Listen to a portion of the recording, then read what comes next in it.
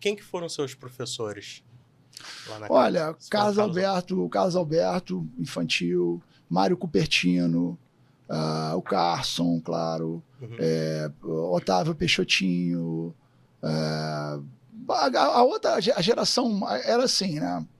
Quando você era infantil, ali, infanto-juvenil, você tinha sua aula ali.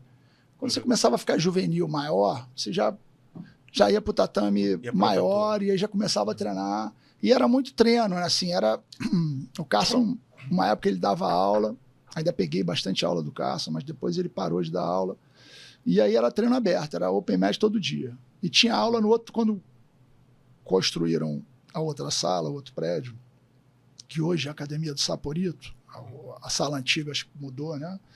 Aquela sala eram as aulas que tinham dos iniciantes. Então era o Saporito que dava aula ali, era o Marcelo Alonso, eram alguns outros professores que davam, e tinha o tatame aberto, que era dos graduados. E aí o cara, para vir para esse tatame, ele tinha que ter alguma bagagem, né? Assim, então eu, juvenil, já competindo aquela coisa, eu treinava ali, eu era um garoto muito disposto, com uma saúde muito boa, eu era surfista, então eu tinha muita saúde.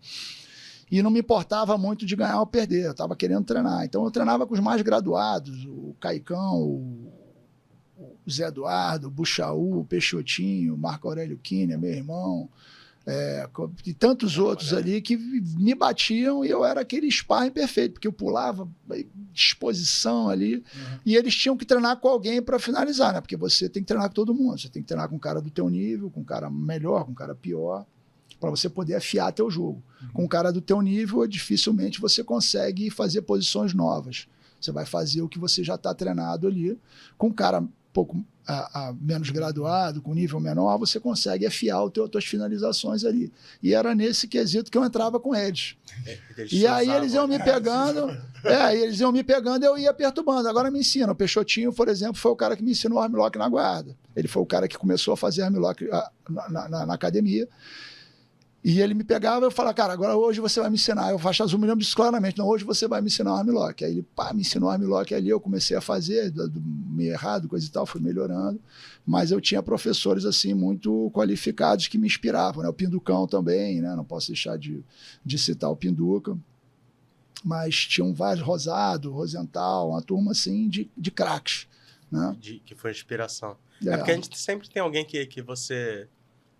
se inspira, né? Eu mesmo E normalmente você vai mais ou menos por exemplo, no meu caso, eu me inspirava muito em atletas, em lutadores que tinham mais ou menos o meu biotipo, né? Na época eu agora tô fora de forma, né? Mas eu sempre tive um perfil assim mais baixo, mais forte, então, me inspirava no Paulão, no Amauri, né? Que eram no jogo, né? Que eu quero dizer. Me inspirava no jogo no tipo de luta daquele tipo de pessoa. Aí, pra você, quem te inspirou assim nesse sentido? Eu acho que, cara, foi assim, não tinha uma inspiração, né? Tinham várias inspirações. Então eu procurava pegar o melhor de cada um. Eu treinava com todos eles e eles eram os caras que eu admirava, né? Pinduca, Peixotinho, Rosental, Rosado, né? O próprio Carson também, que foi minha maior referência. Então eu tinha esses caras assim como meu exemplo, né? Até inclusive o Pinduca, como faixa azul juvenil, eu vi o Pinduca pegar um desafio em 2 semanas para brigar. Né? O Pinduca estava se dedicando à ginástica, ele abriu uma academia de ginástica, a FEMA, na época, que era também na Figueiredo Magalhães. E o Pinduca eu não vi o Pinduca na academia. E de repente o Pinduca pegou um desafio para lutar com o Marco Ruas em 2 semanas, completamente fora de forma. Em 2 semanas ele treinou, subiu no ringue e brigou. Aquele de 83. De 83. Mas aí foi por isso então que você tomou aquela decisão de substituir o seu aluno e lutar no Japão? Com quem foi mesmo? Com a Arona. Cara, não foi por isso. Não foi por isso. Na verdade, assim... Tinha quantos anos você tinha? Já tinha 30 e blau, 37, 38, uma coisa assim. Você estava sem treinar e foi para lutar. Essa é outra história. Na verdade, voltando um pouquinho... A gente deu um salto no tempo aí gigantesco. Não, mas eu vou contar. Mas, na verdade, você ser corajoso na academia do Carson era uma coisa natural, porque você crescia no meio dos bravos ali, né, cara? O Pinduca, o exemplo que o Pinduca deu sobre isso, né? Sobre como o cara pegar uma luta assim de sopetão com um profissional, entendeu? E vários outros exemplos que eu tive, né? O próprio Carson também, um cara super corajoso, que teve diversos desafios, grandes desafios na vida dele. 18 anos, o cara foi lutar com o Valdemar Santana, que era um adulto, super... Né? Então, assim, você crescer corajoso ali, sabe, enfrentando os desafios, era uma coisa natural, assim, que você via as pessoas do lado fazendo, assim, e aquela coisa era, você vai bem que na osmose, se empoderando, né? E a luta do Arona foi uma outra situação, assim, que também foi um chamado de coragem que eu tive na minha vida e que, na verdade, eu tentei escapar porque eu sabia que eu não tinha condição, entendeu? E eu acabei pegando porque, sob pressão, os japoneses, a gente tinha no mínimo 2 a 3 lutadores por evento e os japoneses podiam fazer uma retaliação, porque de certa forma, foi um erro da equipe. O Arona, ele foi para o Japão para lutar. Chegou no Japão, foi constatada uma lesão que ele... Acho que já estava com essa lesão. E aí, no Japão, a luta caiu. Isso no sábado. A luta era no outro domingo. Eu ia para o Japão na segunda, porque eu ia trabalhar como treinador. Né? A história do torneio eu era campeão peso médio do UFC, não renovei o contrato, fiquei sem contrato. No ano seguinte... Isso foi 2002. No ano seguinte, 2003, a gente sabia que o Pride ia fazer um torneio peso médio. Eu comecei a treinar para o torneio achando que eu tinha chance de entrar. E na hora chamaram o Arona, que era meu aluno, treinava com a gente ali. E, já tinha lutado no Japão, né? Em um torneio também, já tinha lutado. Eu também já tinha lutado no Japão no UFC, né? Foi isso, no UFC. Lutei no UFC e lutei no Pancrase. Mas o Arona, escolheram o Arona. Beleza. Eu parei de treinar me preparar para competir.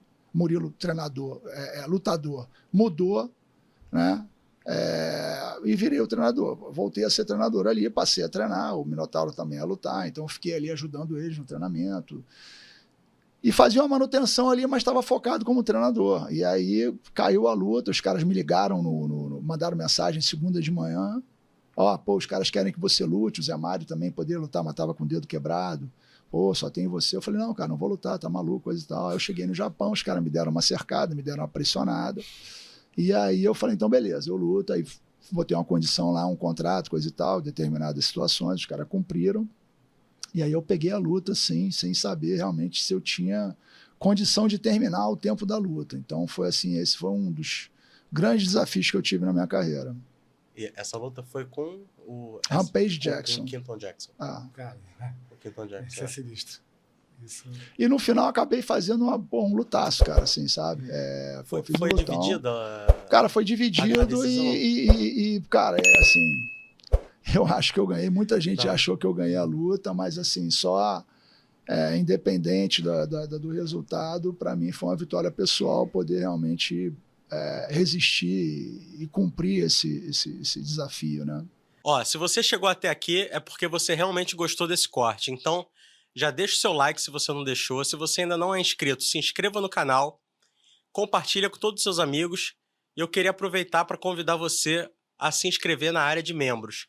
Nessa área de membros, a gente posta vídeos exclusivos dos bastidores aqui do nosso podcast, onde os convidados contam histórias de bastidores, histórias em off, que não são contadas aqui na nossa mesa, mas que eu tenho certeza que você vai curtir bastante. Então, se inscreve lá na área de membros, curta a gente nas redes sociais, tamo junto, valeu!